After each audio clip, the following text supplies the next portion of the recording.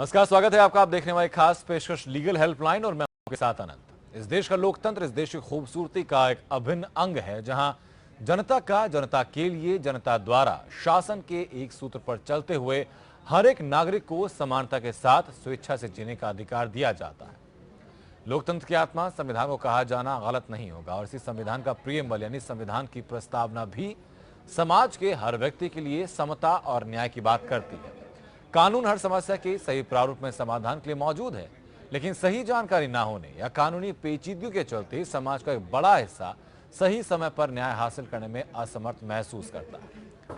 और इस यंत्र को खत्म करने के लिए इंडिया लीगल रिसर्च फाउंडेशन के इनिशिएटिव लीगल हेल्पलाइन में हम यहाँ मौजूद हैं, आपकी हर कानूनी समस्या में आपकी सहायता के लिए। और आज जिस विषय पर आपके सामने बात करने के लिए आए हैं वो है हवाला रैकेट से जुड़े क्या हो कानूनी प्रावधान है। इसके अलावा आपको बताएंगे कि टैक्स से जुड़े हुए और मनी लॉन्ड्रिंग से जुड़े हुए क्या क्या कानूनी प्रावधान है। इसके अलावा अगर और किसी तरह की कानूनी समस्या आपके जहन में है तो हमारे इस खास कार्यक्रम से जुड़कर आप सीधे हम तक जुड़कर अपना सवाल आप हमसे कर सकते हैं। कानूनी सहायता के लिए आप हमें कॉल कर सकते हैं। स्क्रीन पर नंबर आपके लगातार फ्लैश हो रहे हैं, नंबर्स पर फोन करके आप सीधे हमसे जुड़ सकते हैं। और आज का जो हमारा विषय है कि हवाला रैकेट से जुड़े क्या हैं कानूनी प्रावधान, इस बारे में आपको बेहतर सहायता हमारी तरफ से जरूर मिलेगी।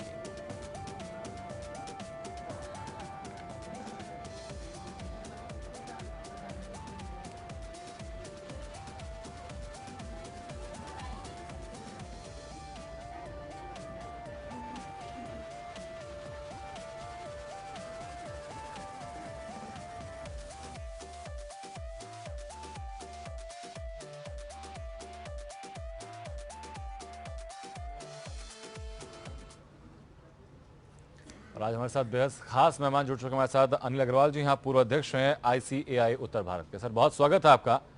सर जब हम लोग हवाला के बारे में बात करते हैं या फिर जब मनी लॉन्ड्रिंग के बारे में बात करते हैं तो मनी लॉन्ड्रिंग दरअसल है क्या, एक आसान भाषा में आप दर्शकों को समझाएं एक तो। Money laundering, if we define first thing is which kind of money is involved in money laundering. Ji Money raised from criminal activity, money raised from scheduled offence. There are 156 offences under the Prevention of Money Laundering Act. Ji So if money has been raised, money has been earned from that very particular offence, that money is involved. Now what is laundering? A process whereby the money, basic character of the receipt is changed. Money is converted, a tainted money is converted into as if it is untainted. Now the main question is to invoke the Money Laundering Act. It is very necessary that both the conditions must be satisfied cumulatively. Ji Each and every transaction we have to understand, we have to read in a conjunctive manner, means both conditions should be satisfied cumulatively, only there is a Money Laundering Act. जी ठीक है। Sir जब हम लोग अगर हाल की बात करते हैं तो विजय माल्या केस बहुत ताज़ा केस है विजय माल्या का, तो ये पूरा केस क्या रहा है, मनी लॉन्ड्रिंग वहाँ पर कैसे की गई और कैसे जो पूरा ट्रांजिशन रहा है उसको मनी लॉन्ड्रिंग के तहत रखा गया है। देखिए विजय माल्या जी के केस में the very first thing is के under IPC the even obtaining loan from Indian Bank, IDBI and other various other bank जी on the basis of fraudulent document. जी That in itself is covered under IPC. That's an offence and it is a scheduled offence. जी Now he has laundered that money, he has transferred that money through shell companies to the British company to the UK bank. जी So this process is called a money laundering. जी sir जो आमतौर पर लोग समझते हैं वो ये है कि भाई विजय माल्या ने एक बड़ा लोन लिया हुआ था, वो चुका ना पाने के चलते उनके ऊपर एक केस चल रहा है। तो इसी से जुड़ा हुआ सवाल मैं पूछूंगा आपसे कि क्या जो सारे लोन जो लिए जाते हैं अगर वो समय पर पैसा उनका पे ना किया जाए तो क्या वो सारे लोन इसी के अंतर्गत आएंगे? No, not like this. He is involved in money laundering. How? Because he has obtained loan by submitting false information. Ji It means he has raised money from criminal offence. And how he has laundered that money through shell companies, that money was transferred and to the British companies and to the UK bank. जी So even if he repay that money, इसका एक बहुत अच्छा मैं वो आपको example दे रहा हूँ जिसको किसी ने टच नहीं किया अभी तक. जी. Even if he repays money, ji he will remain, he is involved in money laundering. He will be punished under money laundering under section 3. He will be punished under section 4 of the Money Laundering Act, even if he repays this money. Ji Even if government of India is able to recover this money, ji because government of India has attached his assets ji and money is recovered, even then he will be punished. It's a 7 years imprisonment ji under the Prevention of Money Laundering Act section 4. जी ठीक है। इस वक्त sir Bilaspur से सुभाष ठाकुर हमारे दर्शकों में जुड़ चुके हैं। सुभाष, अपनी बात आप रखें, कैसे आपकी सहायता हम लोग कर सकते हैं? हमें सहायता ये चाहिए कि एक मुकदमा हमारा दिल्ली सुप्रीम कोर्ट में लगा हुआ है जी और उसमें I am not getting. आपकी आवाज अब तक साफ नहीं आ रही है। मैं अपनी बात आप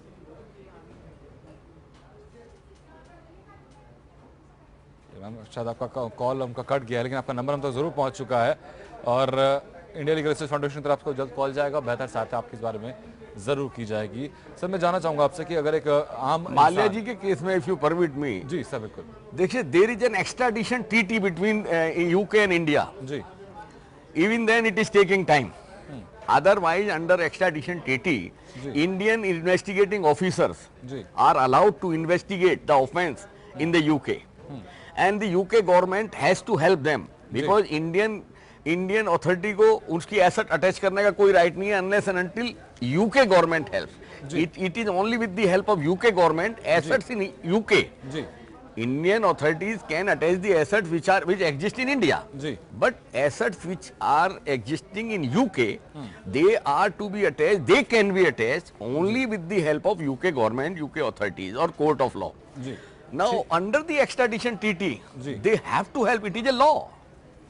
They are not obliging us. हाँ ठीक है सर, उनको ट्रीटी के तहत हमारी सहायता इस बारे में करनी होगी कि जल्द से जल्द जो पैसा है वो रिकवर किया जा सके विजय माल्या के एसेट्स के द्वारा, किसी और के द्वारा विजय माल्या को लाया भी जा सके भारत तमाम केस सुनवाई के लिए। लेकिन जब ट्रीटी हमारे बीच में है उसके बावजूद हम लोग नहीं कर पा रहे, इतना लंबा वक्त हो चुका है, उसका कारण क्या है? देखिए इसमें क्या है, देखिए ट्रीटी में क्या है, let us understand what the extradition treaty is.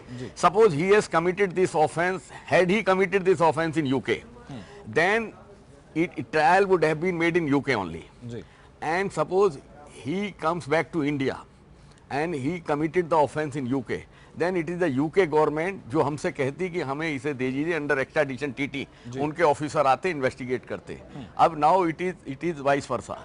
Point is कि यहाँ पर उसने ऑफेंस कमिट किया है, यहाँ की गवर्नमेंट उसका ट्रायल कोर्ट उसका ट्रायल कर रही है, यहाँ की अथॉरिटी ने उसकी एसेट अटैच की हैं, तो वहां पर जो भी ऑफेंस जहाँ उसने किया है with the help of the court of law, with the help of the UK authorities, he will be back to India and he will be punished in India. Even if money is recovered from him, even then he will go to jail. जी It is a law.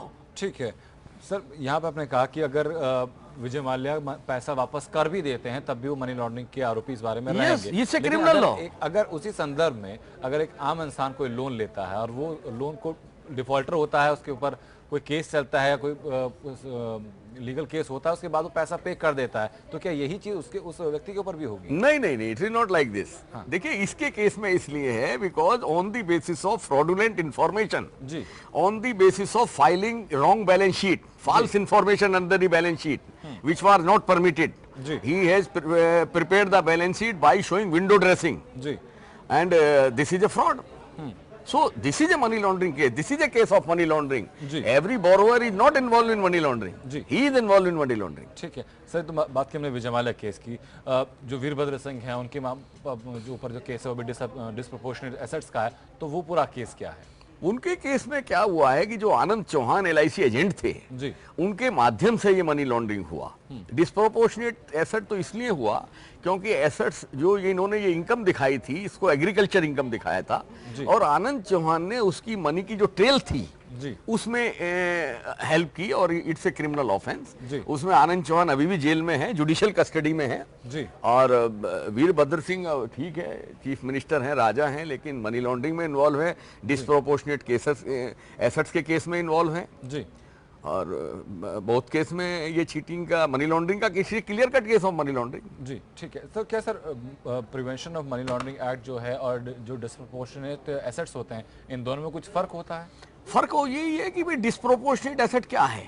मैं अपनी balance sheet file कर रहा हूं और मैं अपनी return दिखा रहा हूं, अगर उससे ज्यादा की एसेट्स मेरे पास है जी तो डिस्प्रोपोर्शनेट है, मैं जो मेरी इनकम से मैच नहीं करती। जी और मनी लॉन्ड्रिंग के केस में भी यही है, लेकिन दोनों में टेक्निकली डिफरेंस है, जी। लेकिन वैसे डिफरेंस नहीं है। अभी देखिए, अभी प्रोहिबिशन ऑफ बेनामी ट्रांजैक्शन एक्ट आया है, जी आप उसको देखेंगे जो बहुत कुछ इससे रिलेटेड है। आप उसमें देखेंगे कि बहुत सी एसेट्स जो किसी के नाम में रजिस्टर्ड हैं जी और वहां पर उसका सोर्स वो नहीं बता पा रहा है, that is from a unknown source जी। And that is a transaction which is prohibited under the law and that law is applicable from 1 November. जी So, disproportionate asset case is a clearly spells out the money laundering case. ठीक है, जो आपने sir बात की है बेनामी संपत्ति के बारे में, तो कई दफ़ा ये देखा है कि जो अकोमोडेशन एंट्री जिन लोगों ने रखी होती हैं, तो वो भी इस बात को लेकर चिंतित हैं कि क्या उनकी प्रॉपर्टी भी बेनामी प्रॉपर्टी है कि नहीं है। नहीं, एकोमोडेशन एंट्री देखिए, जो एकोमोडेशन एंट्री क्या है, एकोमोडेशन एंट्री ये है कि ही हैज कैश, जी he has cash which he has generated by not paying the tax, जी and he has taken accommodation entry from somebody who is showing as if he has given loan जी to the person who is a borrower.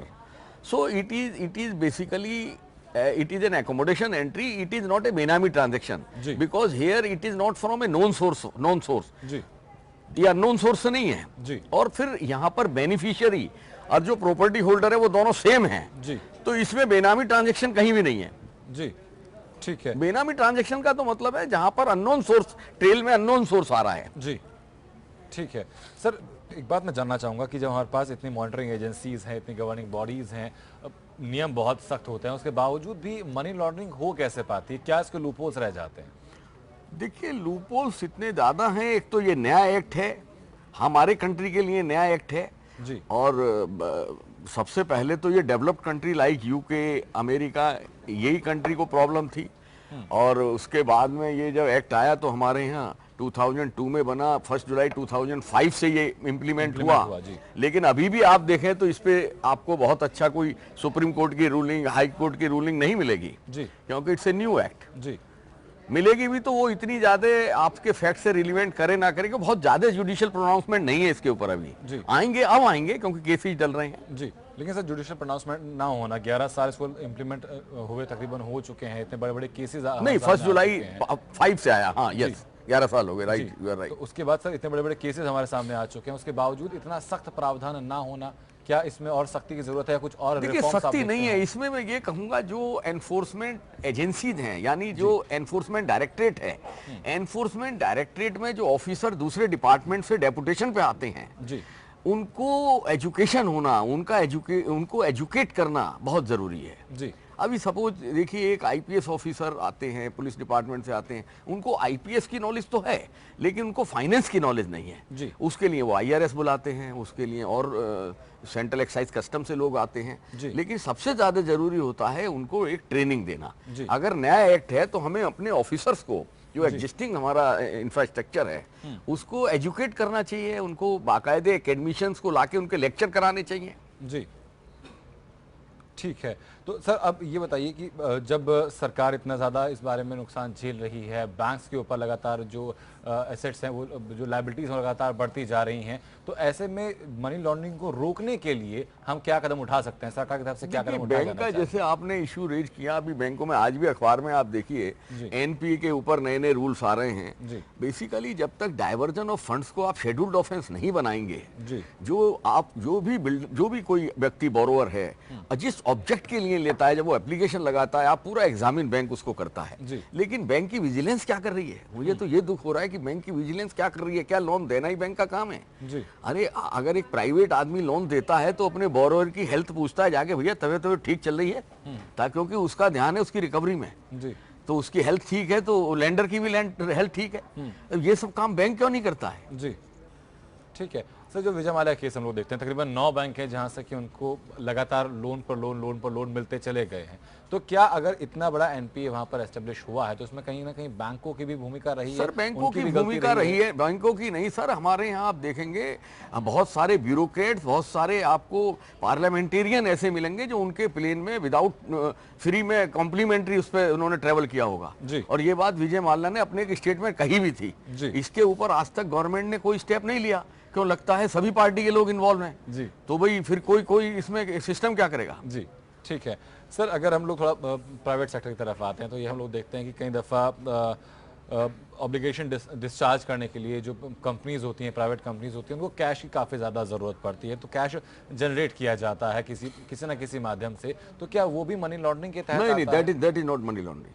That is not money laundering, क्योंकि वो आदमी business कर रहा है, वो कोई क्राइम थोड़ी कर रहा है। He is raising money by putting various using various means, but he is only evading income tax. जी। He is not involve in money laundering. ठीक है। तो अच्छा इसमें सर सजा का प्रावधान क्या होता है अगर आपको? क्योंकि लॉन्ड्रिंग इसमें है ही नहीं। जी। वो खर्चा कर रहा है उसमें लॉन्डर थोड़ी कर रहा है। जी।